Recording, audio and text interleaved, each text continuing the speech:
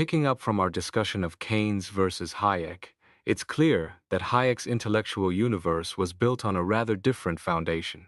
His most distinctive contribution, the one that really sets him apart in both economics and social science, is his theory of knowledge.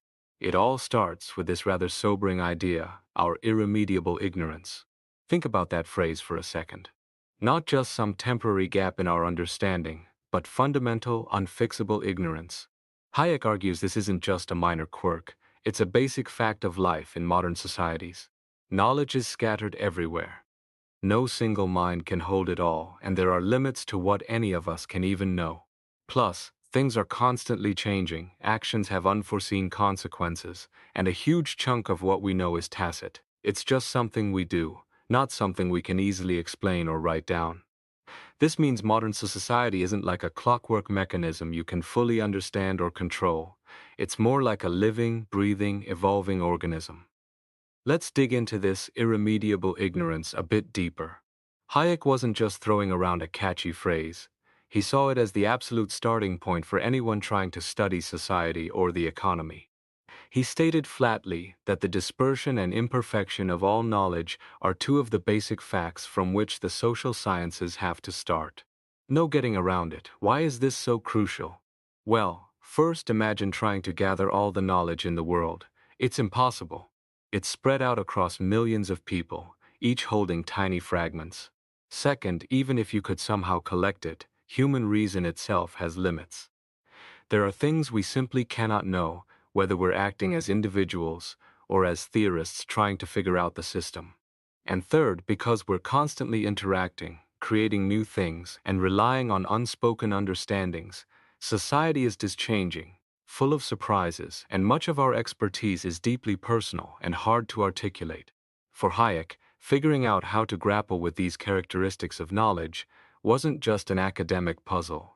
He believed it was the main job for anyone claiming to do serious social or economic theory. Now, here's where Hayek gets really pointed. He wasn't saying reason was useless. Far from it, he saw a role for it, especially in refining institutions and guiding policy. But, and this is a massive but, its power was extremely limited and it had to be wielded with extreme caution. He famously warned that acting on the belief that we possess the knowledge and the power which enable us to shape the processes of society entirely to our liking. Knowledge which in fact we do not possess is likely to make us do much harm. Think about that. It's a direct challenge to any grand plan for societal engineering. This idea of our fundamental ignorance wasn't just a side note in his work. It was the central thread running through almost everything he wrote for 50 years.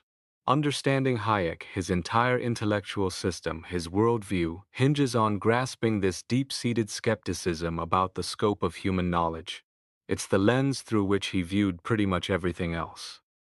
Despite the profound impact of his ideas, Hayek's originality hasn't always been fully appreciated, especially outside a relatively small circle of scholars. Why? Partly, it's because people tend to read him through ideological lenses, seeing him as either a hero of liberalism or a villain of collectivism, rather than engaging with the nuances of his argument. But there's another reason. If you take his theory of knowledge seriously, it fundamentally challenges a lot of the standard approaches in economics and social science. It turns things upside down. Hayek was a true radical thinker, uncomfortable for established orthodoxies, even some of the ones he himself had once supported.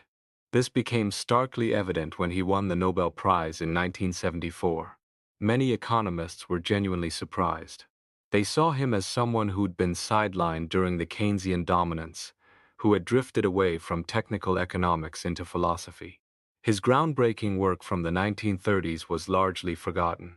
So many assumed he was getting the prize mainly for being a leading ideological champion of free markets, not necessarily for his contributions to economic theory itself.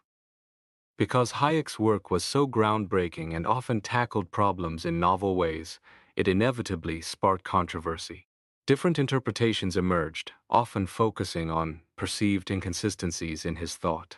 It's not unusual for major thinkers to present complex ideas that seem contradictory at first glance.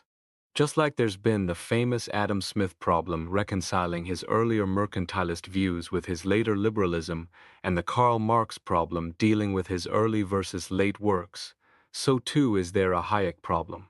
One of the earliest attempts to articulate this was by Terence Hutchison, who noticed what seemed like a significant shift in Hayek's methodology, particularly a move away from Ludwig von Mises towards Karl Popper's ideas. But regardless of how you try to dissect Hayek's thought, whether you see shifts or consistencies, the core issue, the pivot around which everything else revolves, is always his theory of knowledge. That's the heart of the Hayek problem. So, where did this revolutionary idea of knowledge originate in Hayek's work? The seminal moment came in his 1937 article, Economics and Knowledge, published in Economica. What prompted this? Context is key. Around the same time, Hayek edited a volume called Collectivist Economic Planning. The mid-1930s saw the Soviet Union riding high, and Hayek felt it was important to bring back the arguments from the socialist calculation debate, highlighting why central planning was problematic from an Austrian perspective. This project reignited his interest in broader questions about economic liberalism and the underlying institutions needed for a free society. It wasn't just one thing, it was a confluence of influences. He was thinking about how prices work during business cycles, grappling with Frank Knight's pioneering ideas on risk and uncertainty, and drawing inspiration from the classical political economists like Carl Menger, Adam Smith, and David Hume. All these threads started weaving together into this new way of thinking about knowledge. In Economics and Knowledge, Hayek turned directly to his fellow economists and asked some pretty fundamental questions. First, he asked, what role do assumptions about knowledge play in your economic analysis? Do you consider how different people know different things? Second, he questioned how much real-world insight does your formal economic analysis actually give us about what's really happening out there? His answer to both was basically, very little. Why? Because, he argued, economists were making a critical mistake. They treated the data, the facts they were supposed to be explaining, as objective realities that the observing economist somehow knew perfectly. Hayek pushed back hard against this. He insisted that the real definition of data had to be subjective. It's the things known to the persons whose behavior we are trying to explain. The data isn't what's in the economist's head, it's what's in the actor's head. This is a massive shift in perspective.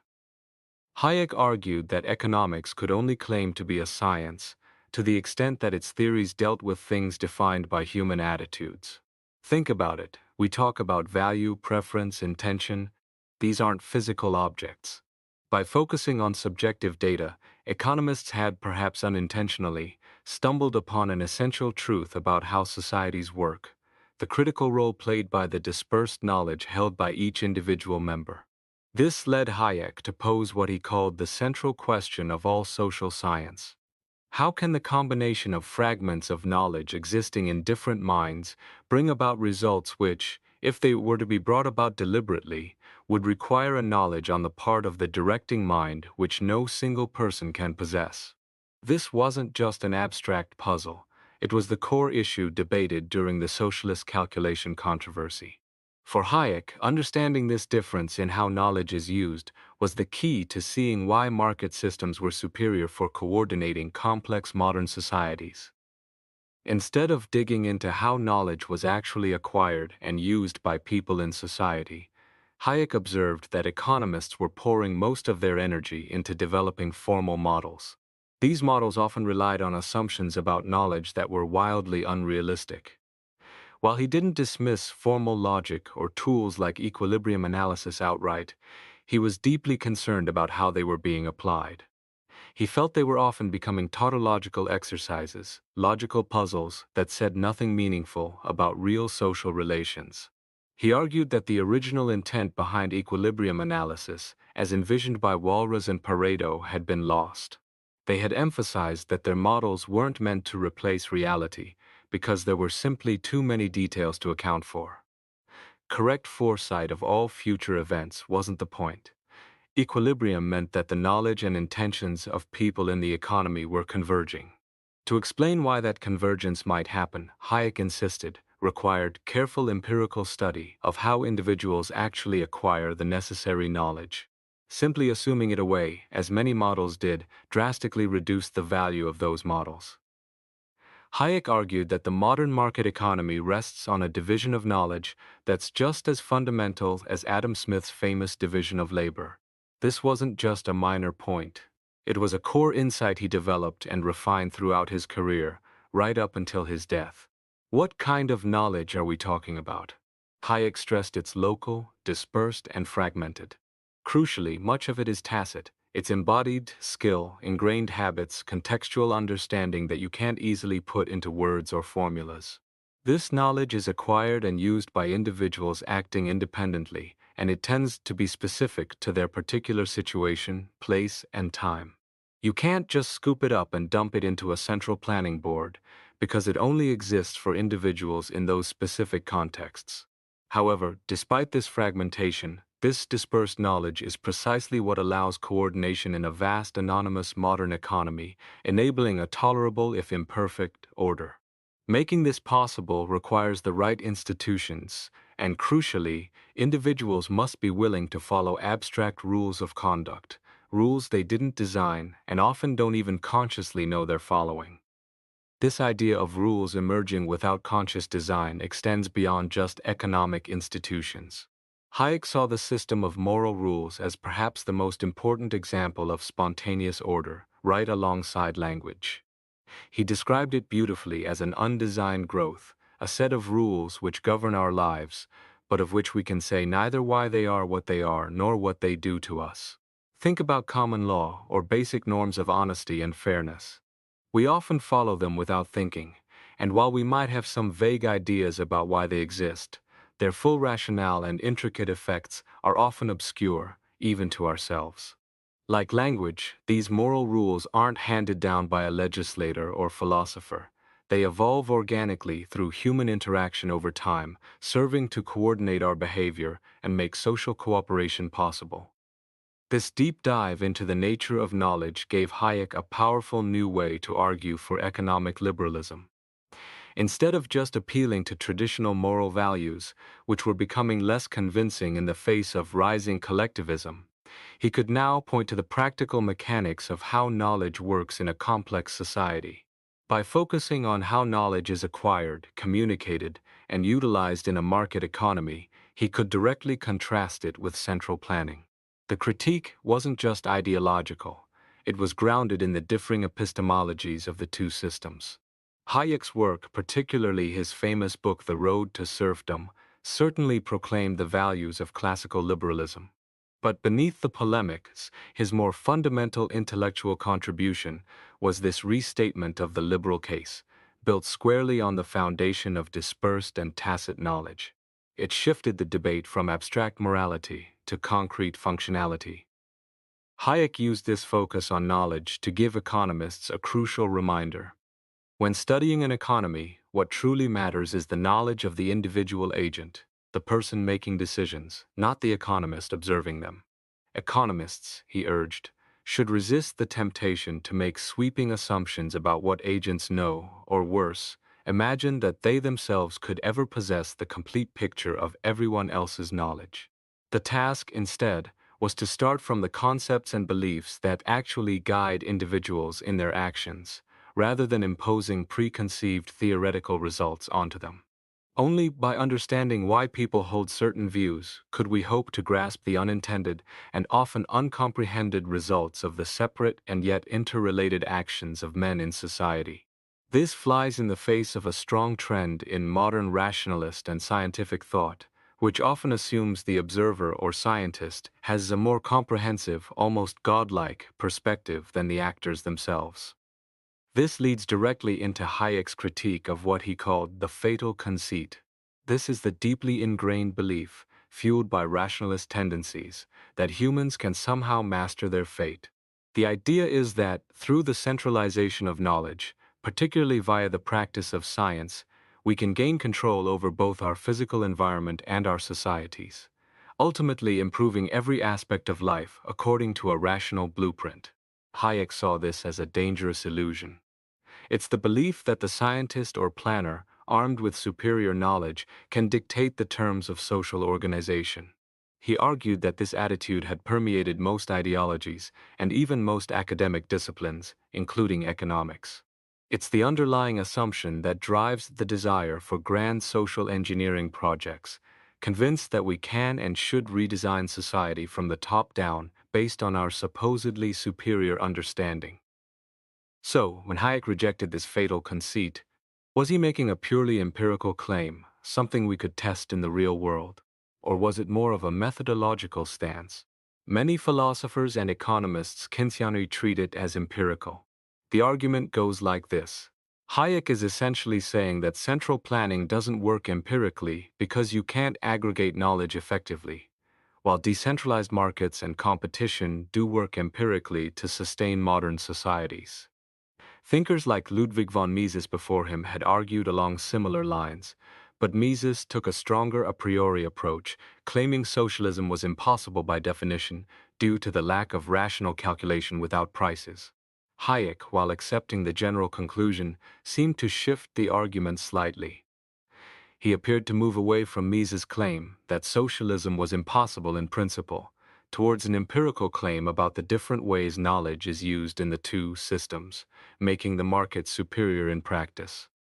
However, Hayek wasn't entirely convinced it was just an empirical question, even if we could somehow devise a perfect test. He believed there were deeper constitutional limits to human knowledge. These weren't just practical limitations we might overcome with better technology or more data. They were fundamental barriers. He stated that these limits formed a permanent barrier to the possibility of a rational construction of the whole of society. The problem wasn't necessarily a lack of information, it was the very nature of the human mind and its capacity to process information, especially when dealing with the immense complexity of social phenomena. Overcoming these limitations, Hayek suggested, wouldn't come from accumulating more knowledge, but from finding smarter ways to utilize the knowledge we already have, respecting its inherent dispersed and tacit nature. How did Hayek's view on the limits of social science compare to others, like Karl Popper? Popper famously argued that the difference between social and natural science was just a matter of degree. He believed there was still plenty of scope for generating useful knowledge in social sciences, enough for what he called piecemeal social engineering. Hayek agreed with Popper that the phenomena studied in social science were incredibly complex, making the scope for reliable knowledge extremely limited.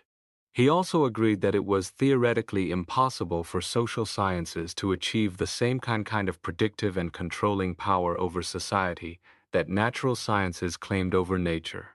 However, Hayek was firmly opposed to what he called a positivist or constructivist conception of social science.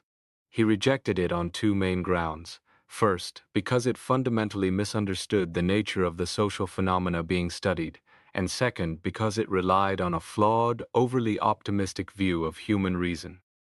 Looking at Hayek's overall epistemology, his thinking shows a drift towards thinkers like Popper and Hume, moving away from the earlier influences of Mises and Kant.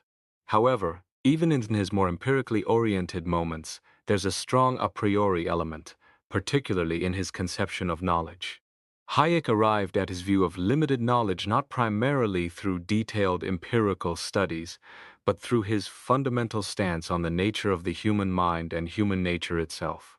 He famously stated, "Man is not born wise, rational and good, but has to be taught to become so." From this premise, he concluded that human knowledge is inherently limited and will necessarily remain so. Consequently, our understanding of societies and economies will always be incomplete. This epistemological pessimism is a defining feature of his thought. It fuels his growing reverence for tradition and serves as a constant warning against any kind of interference by governments in the choices individuals make. As a methodological starting point, Hayek's emphasis on limited knowledge means social scientists must recognize upfront that they are dealing with phenomena of immense complexity that can never be fully grasped. This limitation operates on two levels. First, the individual agent knows only fragments of the truth about their circumstances and has limited power to control events. Second, the economist, the observer, also has limited knowledge of what individual agents actually know. Given this double layer of ignorance, Hayek strongly criticized the common practice in economic models of assuming agents have perfect information. He argued this is wrong on two counts. Firstly, agents could never realistically have perfect information. The world they navigate is one of radical uncertainty. Secondly, and more importantly, economists have no way of second-guessing agents. Assuming perfect information implies it might be possible for agents to approach it, which Hayek denied. He saw this assumption as setting up false trails and dangerously leading economists to imagine they can somehow fix the information deficiencies they observe in real markets, thereby justifying interventions that might actually worsen things. Where did this deep epistemological pessimism in Hayek come from? It's partly rooted in the Kantian view that our minds can't access the world as it is in itself, but only through the conceptual filters our own minds provide. All knowledge, therefore, comes with presuppositions. Theory always shapes experience. But Hayek was probably more influenced by the Humean tradition, which emphasizes the frailty and limitations of human reason.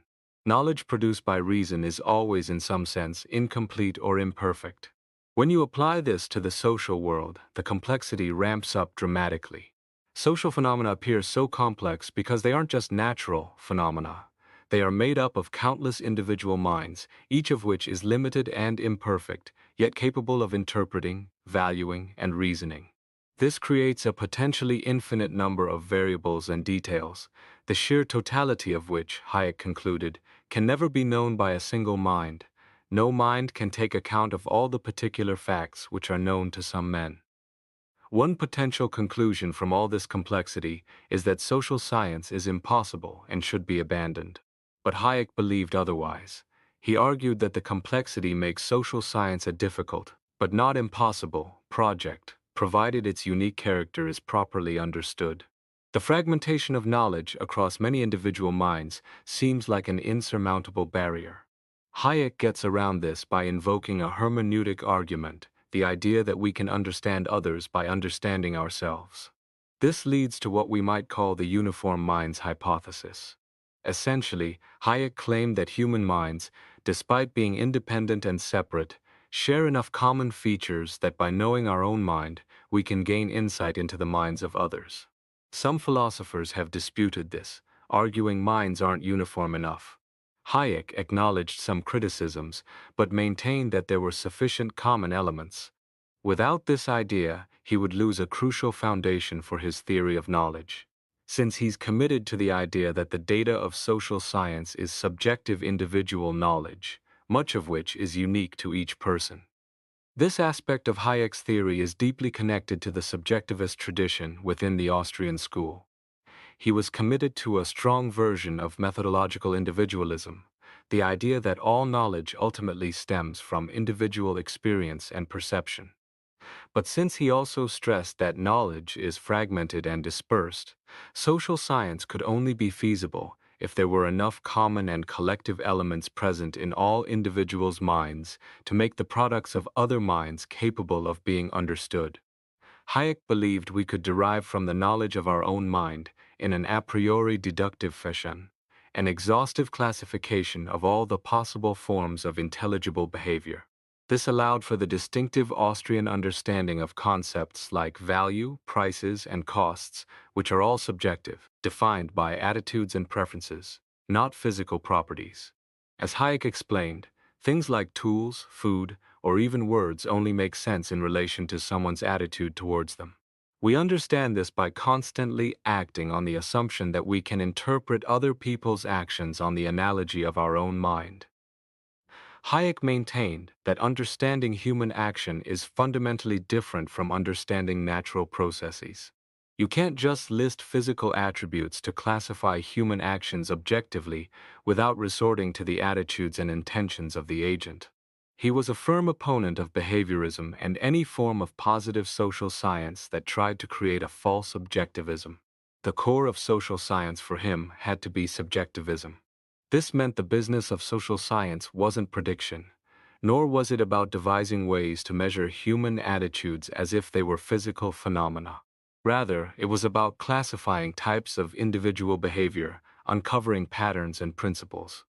Hayek famously stated that all that the theory of the social sciences attempts is to provide a technique of reasoning which assists us in connecting individual facts, but which, like logic or mathematics, is not about the facts.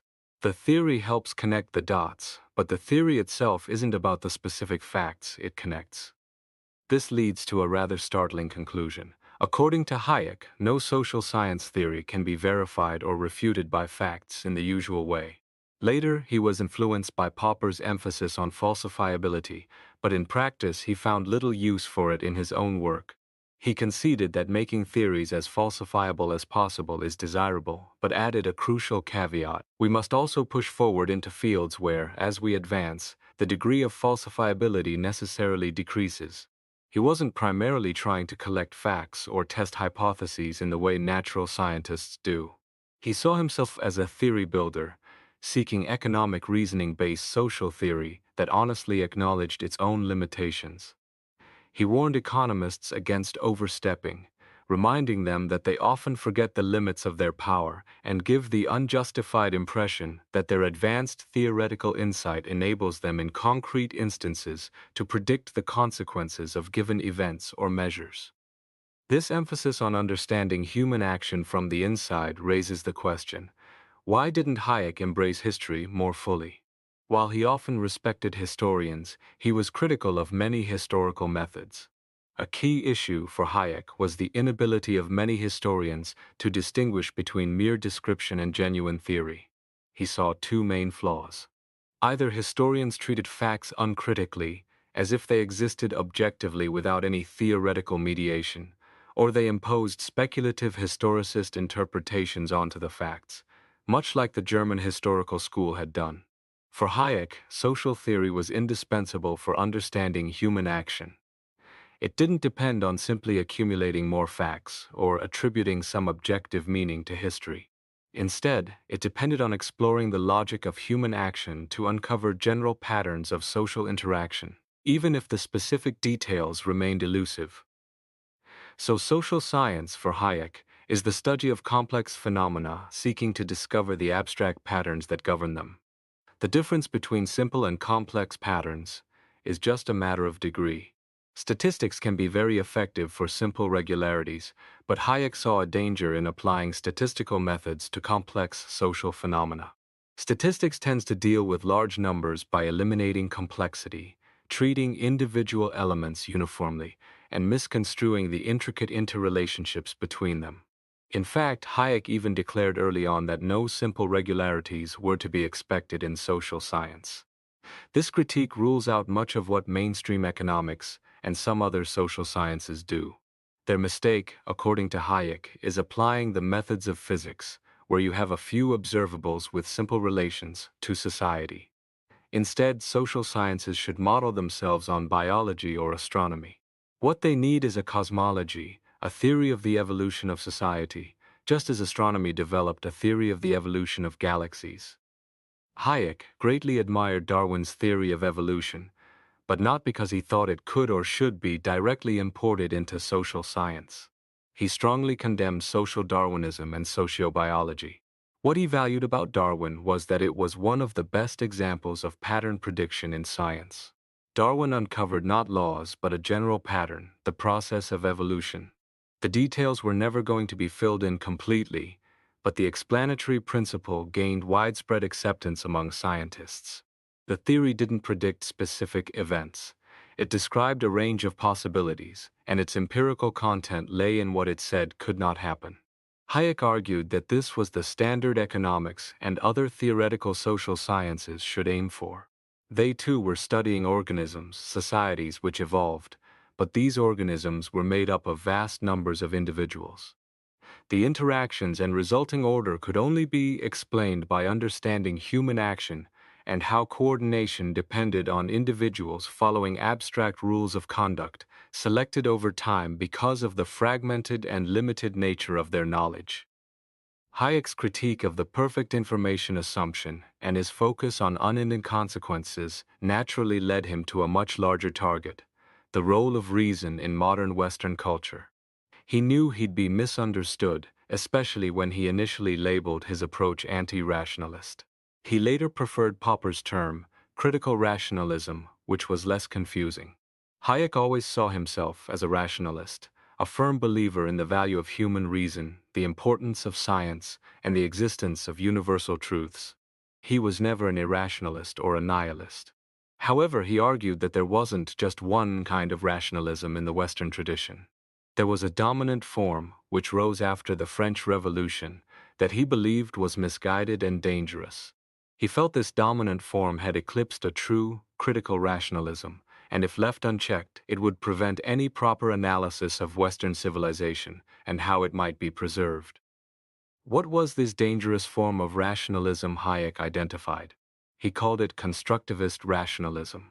This is the belief held by many scientists and constructivists that in the modern era, humans have thrown off the chains of tradition, superstition, and convention. According to this view, we can now design institutions, choose our morals, invent values, and plan societies as if starting from a blank slate. Modern science, with its promise of ever-increasing knowledge, seemed to fuel this belief, suggesting we could subject both the physical world and the social world to human purposes and preferences. Hayek saw the application of this kind of rationalism specifically to the social world as pernicious. It implies that nothing from the past should be preserved simply because it's old. Everything inherited should be interrogated by reason, and if found inadequate, abolished. The past becomes irrelevant, only rational design matters. Hayek wasn't disagreeing with this principle in the abstract. He certainly approved of many liberal achievements, opposing absolutism, monopoly power, slavery, and believing strongly in personal freedom and reform. But he became deeply concerned about the threat posed to liberty by certain aspects of democracy and the spread of collectivist ideas. The very powers of reason that once helped overthrow the ancien regimes were increasingly being turned against the liberal market order itself. The ideal of a classless planned society, run in the interests of all, took hold.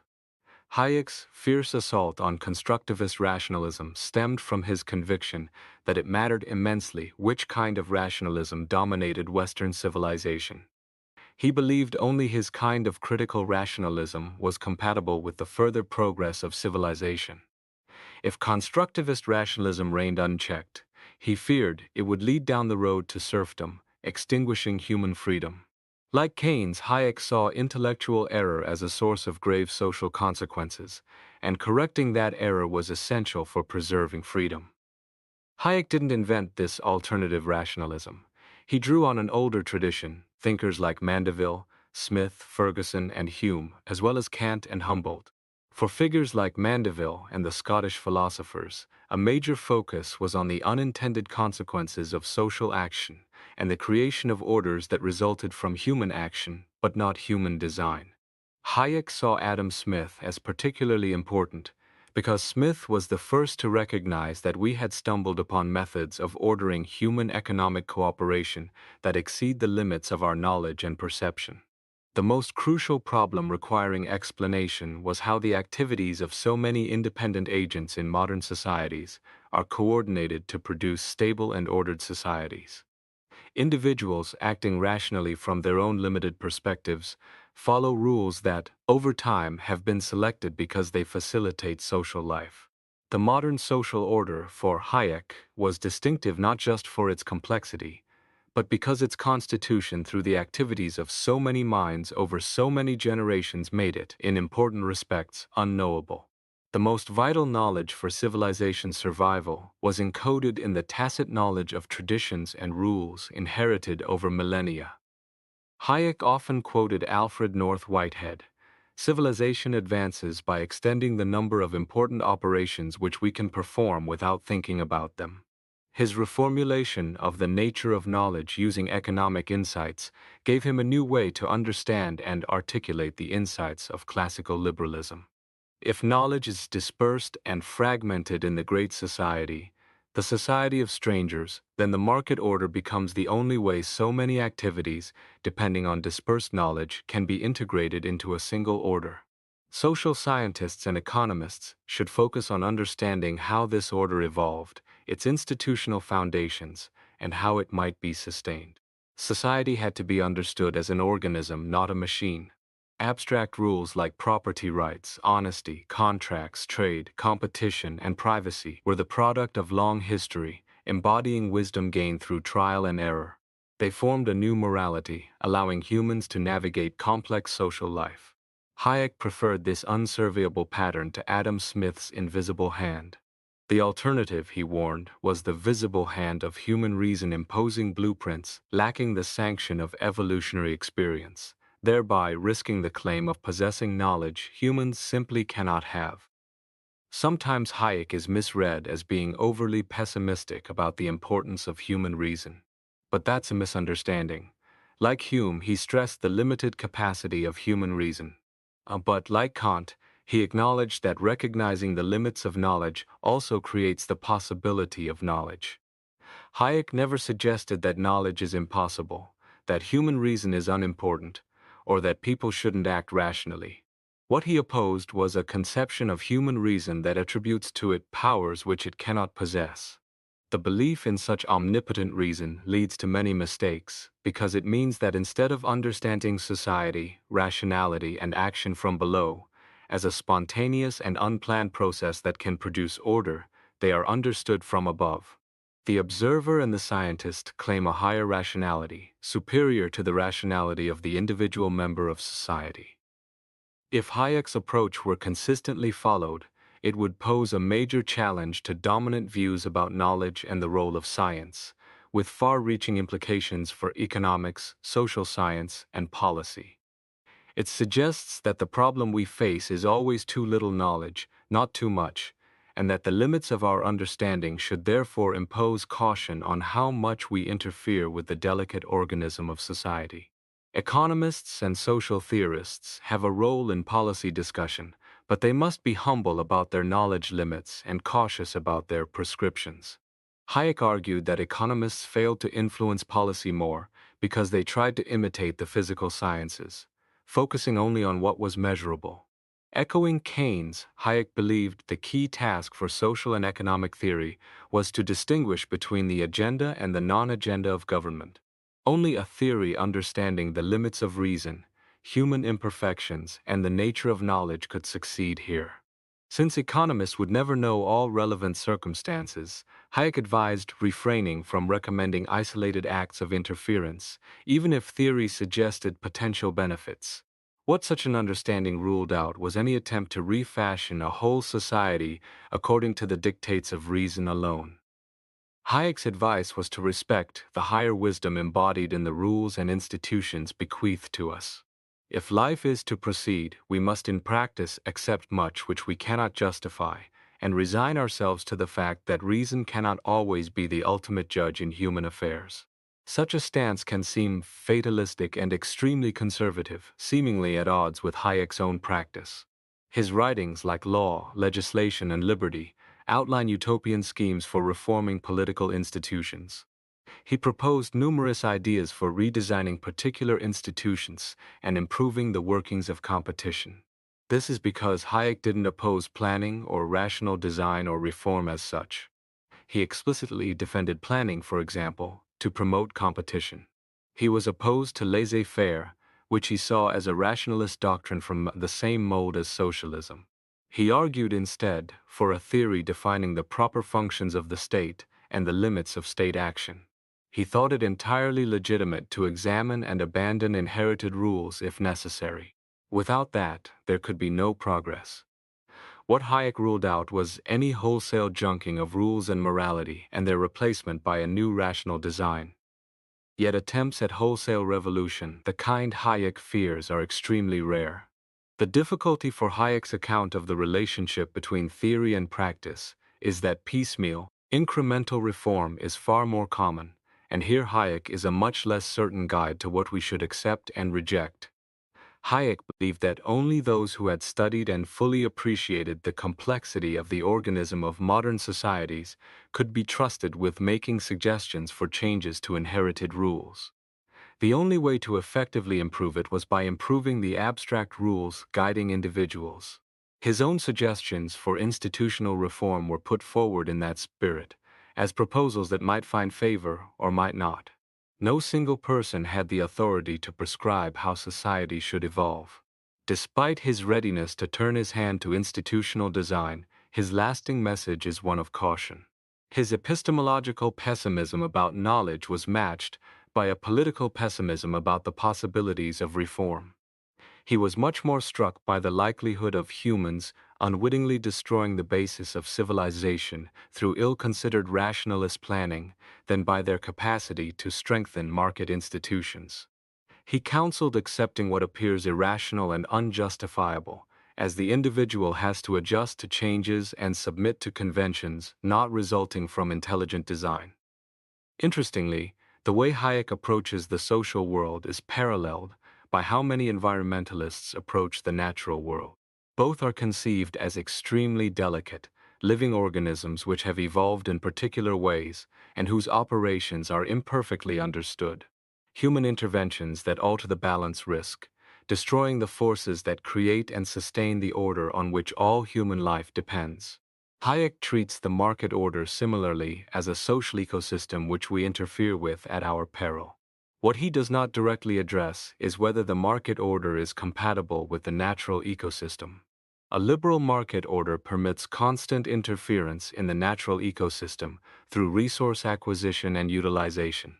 Can a liberal market system generate spontaneously the innovations and changes needed to prevent the fatal undermining of the ecosphere? Hayek saw most environmentalist arguments as new pretexts for intervening in the market order. He was sensitive to environmental problems, but thought it morally objectionable for rich countries to tell poor ones they must restrict growth to save the planet. He argued most environmental problems are best left to the adaptive capacity of the social ecosystem. Imposing controls on population or resource use does more harm than good. Hayek might have recognized climate change, but would likely reject drastic government action. He fought against detailed government management of the economy, and the contemporary neoliberal global economy is seen as a success for his principles.